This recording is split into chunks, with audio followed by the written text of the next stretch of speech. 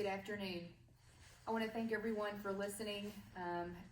Years ago, my nanny Bonnie Travis, asked me to speak at her funeral. And of course, with the COVID that's going on and the weather, we had planned to do it at the graveside because I was unable to speak at the funeral. But because of the rain, that hindered that. So with a little help from my friends, we decided that we were going to tape it, and hopefully it'll work and you all will be able to let me fulfill my one promise to my nanny Bonnie. So it was hard to find the words to honor such an amazing woman. I actually sat in front of my computer screen and it said blank for many hours. I would start and then change my mind, take a break and then go back. I've had memories rush into my mind like giant waves that have truly made my heart full, as I'm sure that each of you have. My aunt, my nanny Bonnie, as she was known to me, wore many hats and went by many names. She was a daughter, a sister, a wife of 60 years, a mother of 2 daughters that loved her unconditionally, giving of their time and patience these last years. How appropriate that as she was with Margie and Donna as they took their very first breath, they were both with her as she took her last breath. What a precious love they share.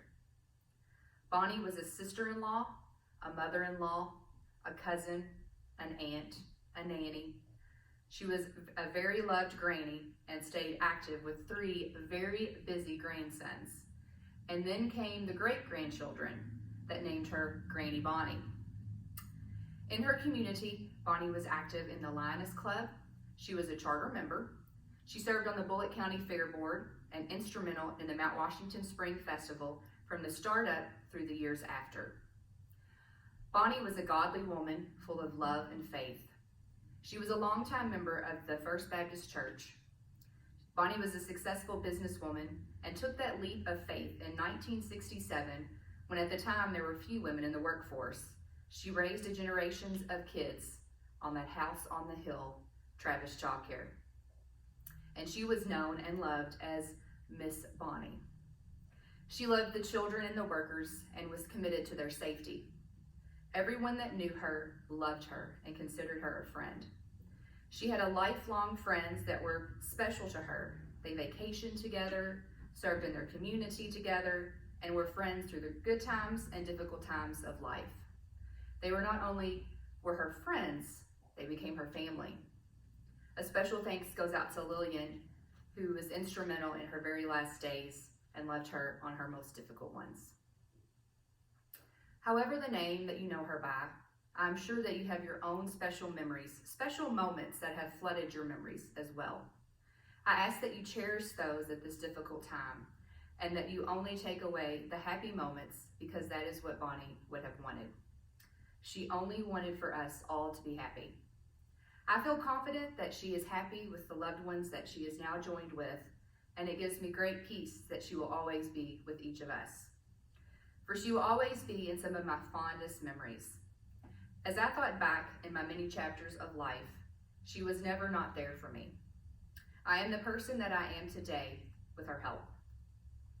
Nanny always showed up for my successes in life, and when life threw me challenges, she always stood firm in supporting me. I take away many lessons from her. She taught me not to take no for an answer, to be strong in my decisions once I have made them.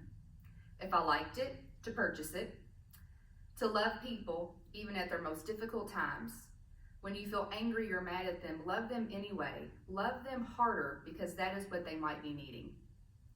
To have thick skin and shrug off the stuff that is not important. To make sure that your hair looks nice, even though she went back and forth hating mine. Very, very funny stories. Today would have been a topic of hilarious conversations.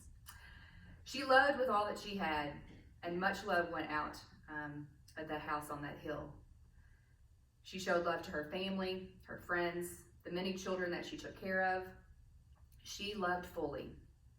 When I was growing up, I spent many days at Travis Child Care. As I got older, Nanny would pick me up, and when I started driving, I found my way there most nights. Her and Uncle Bruce made me feel loved, made me feel safe, and cared for me at that table of 4 in that kitchen on that house on the hill. She taught me always to have food available for visitors and make sure no one left her house hungry. She taught me to make banana croquettes for the holidays, and who would have ever thought that bananas, peanuts, and mayonnaise would be so delicious together. She showed me to smile through the darkest times and laugh out loud when given the opportunity. To stick with your commitments, be it with your job, with your partner, or your word. In 2006, I spoke at my Uncle Bob's funeral, and in 2007, I can remember the exact place and moment when my nanny and I were out on a shopping adventure, and she asked me to speak at hers. I, of course, said yes. However, did not think that this worldwide pandemic would be interfering and hinder that promise. However, with a little help from my friends, we accomplished what I promised. I feel that she would be happy with the turnout, just myself and the closest people to her. So I find it fitting that I honor her with the people that she loved the most. As I close, remember the love that she had for you and that smile that would light up a room. Take your memories and hold tight to them, for she will never truly be gone. She was legendary to us.